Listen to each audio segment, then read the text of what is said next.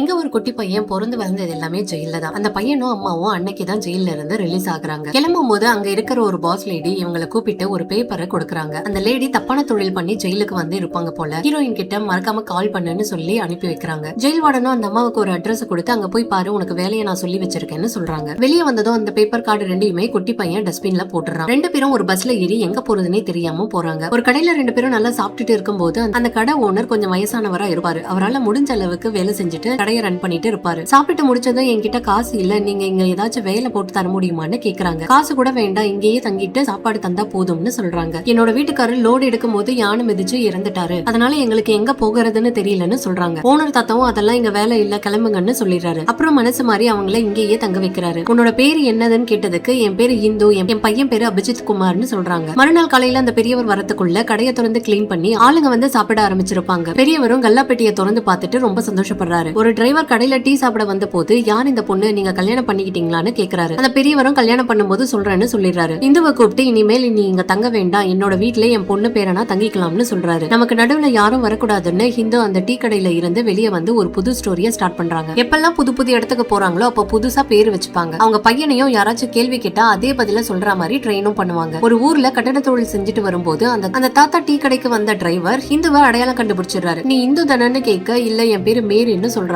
இதுக்கு முன்னாடி எங்க வேலை பாத்தீங்கன்னு கேட்க, நான் எங்கேயும் வேலை பார்க்கல, இப்பதான் வேலை செய்ய சூழ்நிலை வந்திருக்குன்னு சொல்றாங்க. உன் பையன் பேர் என்னன்னு கேட்டதுக்கு பென்னின்னு சொல்றாங்க. அங்கிருந்த ஒருத்தர், ஏண்டா இந்த பொண்ணு தான் தெரியாதுன்னு சொல்லுதல்ல, விடுன்னு சொல்றாரு. அந்த டிரைவரும் விடாம அந்த குட்டி பையன் கிட்ட அதே கேள்வியை கேட்க காப்பி அடிச்ச மாதிரி அதே பதிலையும் சொல்றான். கூடவே வேலைக்கு போற இடமெல்லாம் அங்க இருக்கிற ஓனருங்க இந்து கிட்ட வந்து நான் உன்னை பாத்துக்கிறேன், யோசிச்சு நல்ல பதில் சொல்லுன்னு சொல்றாங்க. கடைசியா கட்டிட தொழிலை விட்டு என்ன பண்றதுன்னு யோசிச்சுட்டு இருக்கும் போது பஸ் ஸ்டாண்ட்ல இருந்த ஒரு மனநல சரியில்லாத பொண்ணோட ஹோம் நர்சிங் ஐடி கார்டை எடுத்துட்டு அந்த ஏஜென்ட்டுக்கு கால் பண்றாங்க. அந்த ஆளு ஒரு பாட்டியை பார்க்கணும், அவங்க பசங்க ஃபாரின்ல இருக்காங்க, நீங்க தான் அவங்கள பாத்துக்கணும். அந்த பாட்டி ஒரு மாதிரி ரக்கடான ஆளுன்னு சொல்றாங்க. அம்மாவும் பையனும் அந்த வீட்டுக்கு போனா பாட்டி கன்னோட வெயிட் பண்ணிட்டு இருப்பாங்க. அந்த பாட்டி உன் பேர் என்னன்னு கேட்கும் போது இப்ப ஷர்லின்னு சொல்றாங்க. பையன் பேரு வாசுதேவ்னு சொல்றாங்க. சரி பசிக்குது, ஏதாச்சும் சாப்பிட வாங்கிட்டு வந்தியான்னு கேட்க சாப்பாடு செஞ்சு தராங்க. கொஞ்ச நாள் அந்த பாட்டி வீட்லயே தங்கவும் ஆரம்பிக்கிறாங்க.